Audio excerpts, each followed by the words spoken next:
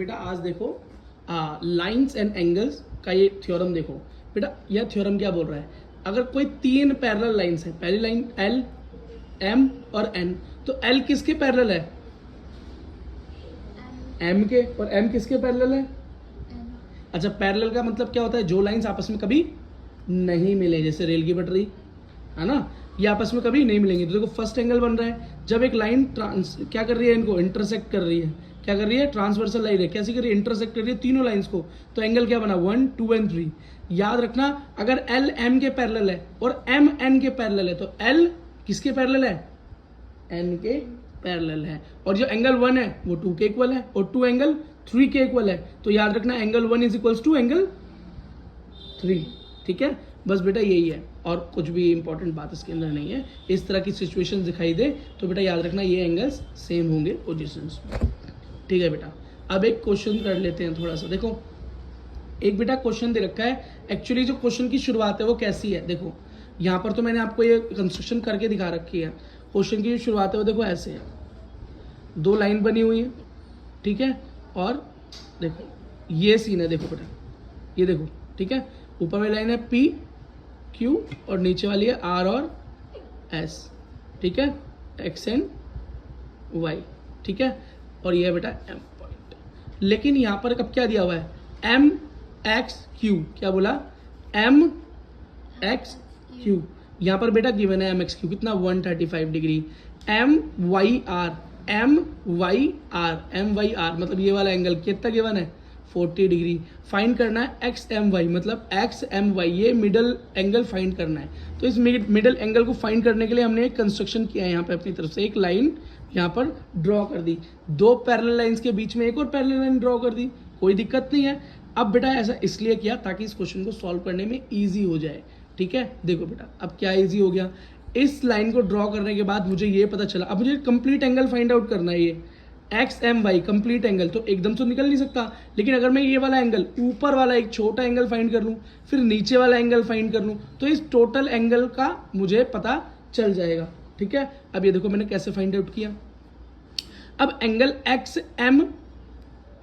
M, अब यहां पर बेटा मैं इसका नाम ले लेता हूं कोई A B, X M B क्या होगा।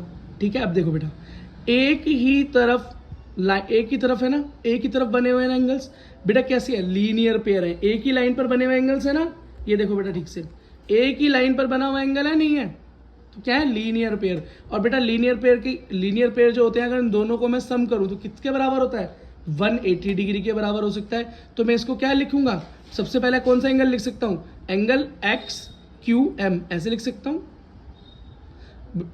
क्यू एक्स एम, बेटा एंगल बीच में है ना 135, और plus angle X M B क्या इज इक्वल्स टू 180 डिग्री, क्यों है, लीनियर पेयर, क्या लीनियर पेयर। तो बेटा 135 को जब मैं माइनस कर दूंगा 180 में से तो निकल कर क्या आएगा 45 डिग्री। ठीक, अब देखो बेटा अब नीचे मेरे को एंगल दिया हुआ है एम वाई आर, कितना दिया हुआ है 40, तो देखो बेटा ये 40 और ये वाला 40, ये 40 है तो ये भी क्या हो जाएगा 40।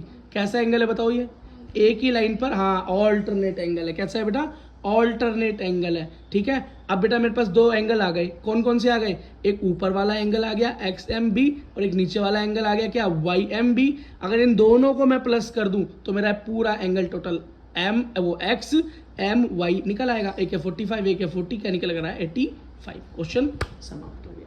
ठीक है बेटा, आराम से हो गया, इजी क्वेश्चन है।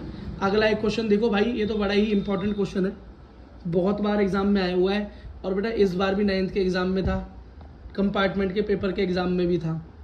ठीक है, मैं बार बार हर बच्चे को बोलता हूँ कि ये क्वेश्चन जरूर आता है 9th क्लास में, कहीं ना कहीं जरूर टपक जाएगा ये क्वेश्चन, तो इसको आज ही समझ के खत्म कर दो, फाइनल एग्जाम तक मत खींचना। देखो क्या क्वेश्चन दिया हुआ है, लाइन दी हुई है, देखो ये एक लाइन बनी हुई है, नीचे जो सिंगल लाइन बनाई हुई है ना, ये मेरा कंस्ट्रक्शन है, हमने क्या किया है खुद कंस्ट्रक्ट किया है। क्यों किया, ताकि आराम से इजीली क्वेश्चन को फाइंड आउट किया जा सके।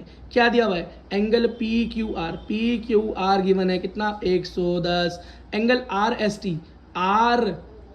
टी क्या दिया हुआ है 130, गिवन है ये एंगल्स, क्या है ये एंगल्स गिवन है। अब हमें निकालना क्या है, एंगल क्यू आर एस, मतलब ये वाला एंगल फाइंड आउट करना था। तो इस एंगल को कंप्लीट करने के लिए मैंने नीचे एक लाइन का क्या किया, कंस्ट्रक्शन कर लिया। क्या कर लिया बेटा? कंस्ट्रक्शन कर लिया। अब बेटा अगर इस एंगल को निकालना है क्यू, बोलो आर एस, मतलब इस पूरे कंप्लीट एंगल को फाइंड आउट करना है। ठीक है, इस एंगल को अगर फाइंड आउट करना है तो क्या तरीका है? पहले ये हाफ एंगल इस वाला पता होना चाहिए और ये पता होना चाहिए। अब मैंने कैसे निकाला ये? तो बेटा एक ही लाइन पर बने हुए एंगल्स का सम क्या होता है? 180। अब यहाँ पर एक तो 110 गिवन है, तो 180 में से 110 जाएगा तो क्या बचेगा? 70। इस तरफ भी वही सीन है, एक लाइन पर बने हुए एंगल्स क्या होते हैं? 180, लीनियर पेयर। अब जो लीनियर पेयर है 130 एक गिवन है, तो 180 से माइनस होगा तो क्या बचेगा? 50। अब मेरे पास क्या हो गया? इधर 70 भी आ गया, इधर 50 आ गया, लेकिन यहाँ बीच का नहीं पता, मैंने इसको x मान लिया। क्या मान लिया? x नहीं पता, x का वैल्यू निकाल लो। अब देखो अगर ये एक सिंगल लाइन पर बने हुए एंगल्स हैं, एक सिंगल लाइन पर बने हुए एंगल है ना, एंगल ये 70 भी, एंगल 50 भी और एंगल x भी, ये तीनों किस पे बने हुए? एक सिंगल लाइन पे। क्या? Linear pair. और अगर इन तीनों को मैं सम कर दूं तो किसके बराबर होगा? 180 के बराबर। तो 70 + 50 कितना हो गया बोलो? 120। और टोटल 180 से माइनस करूंगा तो एंगल x निकल कर आएगा 60। क्या निकल कर आया? 60। तो यही है एंगल QRS। ठीक है बेटा, क्वेश्चन कोई दिक्कत नहीं ना? अब बेटा एक्सरसाइज नंबर 6.1 का क्वेश्चन देखो। वैसे ऑलमोस्ट हम सारे कॉन्सेप्ट कवर कर चुके हैं, सारी थ्योरम्स को कवर कर चुके हैं इस चैप्टर लाइन्स एंड एंगल्स की। अब कुछ बचा नहीं है, सिर्फ कुछ क्वेश्चंस है जो मैं आपके सामने अभी कर देता हूँ। ठीक है, इंपॉर्टेंट क्वेश्चंस की बात करता हूँ, क्वेश्चंस मैं कर देता हूँ। अगर इन क्वेश्चंस को भी ढंग से देख लोगे तो कोई क्वेश्चन अटकेगा नहीं, आराम से कुछ ना कुछ क्वेश्चंस का हल निकाल सकते हो। ठीक है, क्वेश्चन क्या दिया हुआ है? 6.1 एक्सरसाइज नंबर 1 का फर्स्ट क्वेश्चन। एक लाइन दे रखी है AB, ओके जी, जिसको CD इंटरसेक्ट कर रही है, बीच में से काट रही है। ठीक है, O पॉइंट पे। ठीक है जी, अब यहाँ पर एक लाइन निकल रही है E। ठीक है भाई, कोई बात नहीं। क्या क्या गिवन है जरा देख लो। AOC और BOE को अगर जोड़ रहे हैं तो 70 आ रहा है, ये गिवन है। क्या है? गिवन है। और एक और चीज गिवन है, एंगल BOD कितना गिवन है? 40। कितना गिवन है? 40। क्या निकालना है? BOE फाइंड आउट करना है और COE का रिफ्लेक्स फाइंड करना है। क्या फाइंड करना है? रिफ्लेक्स। अब ये रिफ्लेक्स क्या होता है मैं आगे बताऊंगा, अभी हम नॉर्मल क्वेश्चन को सॉल्व करते हैं। ठीक है बेटा, चलो अब देखो किस एंगल से हम किस एंगल के आसपास जा सकते हैं इतना देख लेते हैं। ठीक, ये देखो बेटा एक एंगल हमें गिवन है BOD। देखो बेटा इधर ध्यान से, अब BOD गिवन है तो देखो अब यहाँ पर जो एंगल है AOC, ये देख रहे हो बिल्कुल इसके वर्टिकली अपोजिट नहीं है क्या? एग्जैक्टली वर्टिकली अपोजिट है ना, तो हमारा AOC भी क्या हो जाएगा? 40 डिग्री। ठीक है, क्यों? तो AOC = BOD = 40 degree. Why? Vertically opposite angles. Very good. अब बेटा गिवन क्या है? एंगल AOC + BOE 70 गिवन है। अब एंगल AOC मैंने क्या निकाल लिया? 40 डिग्री। तो यहाँ पर अगर मैं पुट आउट कर दूं तो BOE की वैल्यू आ जाएगी, तो यहाँ 40 रखा = 70, तो BOE इधर 40 उधर जाके माइनस हो जाएगा, तो एंगल BOE कितना निकल कर आया? 30 डिग्री। अब हमें क्या निकालना है? एंगल COE का रिफ्लेक्स फाइंड आउट करना है। तो सबसे पहले तो एंगल COE ही निकाल लो, फिर तो उसका रिफ्लेक्स निकालोगे। रिफ्लेक्स क्या होता है मैं समझाऊंगा, पर सबसे पहले हम क्या निकालेंगे? एंगल COE तो फाइंड कर लो एटलीस्ट। ठीक है बेटा, अब एक बात देखो, एंगल ये वाला कितना है? 40। ठीक है, अब जरा देखो मैं क्या करता हूं। अगर एंगल AOC, ठीक है, कहाँ है? ये रहा एंगल AOC, ठीक, प्लस एंगल BOE, मतलब BOE जो कि कितना निकल कर आया? अभी 30 निकाला है मैंने, और प्लस एंगल COE। क्या ये एक ही लाइन पर नहीं बने हुए? और एक ही लाइन पर जो एंगल बने होते हैं उन्हें लीनियर पेयर बोलते हैं, इनका सम क्या होता है? 180। तो angle AOC + BOE + COE = angle 180। ये वाला एंगल मैंने कितना निकाला अभी? 30। अभी हमने 30 फाइंड आउट किया ना BOE को, और एंगल AOC कितना है? 40। तो 30 + 40 कितना हुआ? 70। टोटल कितना है? 180। तो अगर बेटा 180 से मैं 70 को माइनस कर दूंगा तो एंगल COE 110 फाइंड आउट हो गया आराम से। अब निकालना है रिफ्लेक्स।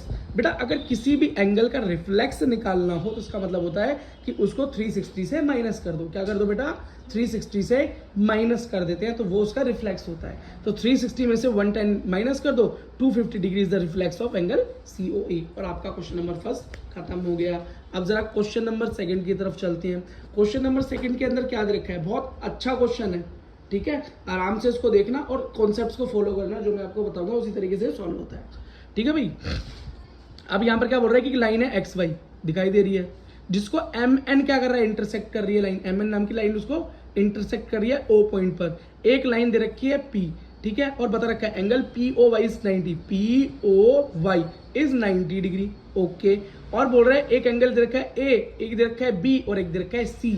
A और B रेशियो में है, किसके रेशियो में, 2 और 3 के रेशियो में, तो 3 फाइंड करो। तो बेटा C तो जब भी फाइंड करेंगे जब A निकल कर आ जाए, B निकल कर आ जाए, फिर C निकल सकता है, ये तो रेशियो में गिवन है ना। तो बेटा जब भी कोई चीज़ रेशियो में गिवन हो तो इसका मतलब हमें उसकी वैल्यू पता नहीं, अननोन वैल्यू है, तो हम क्या मान लेते हैं, हम मान लेते हैं बेटा उसको x के इक्वल, उनके रेशियो को किसके इक्वल मान लेते हैं, x के इक्वल हम मान लेते हैं। अब एंगल A और B किसके रेशियो में रखा है, 2 और 3, तो एंगल A क्या है, 2 के इक्वल और B क्या है, 3 के इक्वल। तो एग्जैक्टली वैल्यू तो पता नहीं है, तो हम क्या मान लेते हैं, angle A is equals to 2x और angle B is equals to 3x, ठीक है बेटा। अच्छा अब एक और चीज देखो बेटा, एंगल A, एंगल B और ये एंगल 90 POY, ये एक ही सिंगल लाइन पर बने हुए हैं ना, तो ये लीनियर पेयर हुए ना। अगर मैं angle A plus B plus angle POY करूँ तो क्या निकल कर आएगा, 180, ठीक है मैं लिख देता हूँ। तो एंगल A जो कि 2x है, एंगल B जो कि 3x है और एंगल POY जो कि 90 is equals to 180, 2 plus 3 5x, 90 is equals to 180, 5x ये रहने दो, 90 गया तो 180 माइनस 90 इज इक्वल्स टू क्या हो गया, 5x is equal to 90 degree. और 5x टू 90 आया तो 5 यहाँ मल्टीप्लाई में उधर जाके डिवाइड, x इक्वल्स टू 90/5 निकल कर आया 18। तो x की वैल्यू क्या निकल कर आई, 18। बेटा अब मैं क्या एंगल A और B की रियल वैल्यू फाइंड आउट कर सकता हूँ, आराम से कर सकते हैं। एंगल A क्या था 2x, अब x की वैल्यू क्या है 18, पुट की तो क्या निकल गया है 36। एंगल B क्या था 3x, x की वैल्यू है 18, पुट की तो क्या निकल कर आया है 54। अच्छा है, मजा आ गया ना, ठीक है बेटा। अब देखो अगला, अब मुझे क्या निकालना है, एंगल C फाइंड आउट करना है। एग्जैक्टली क्या फाइंड आउट करना है, एंगल C।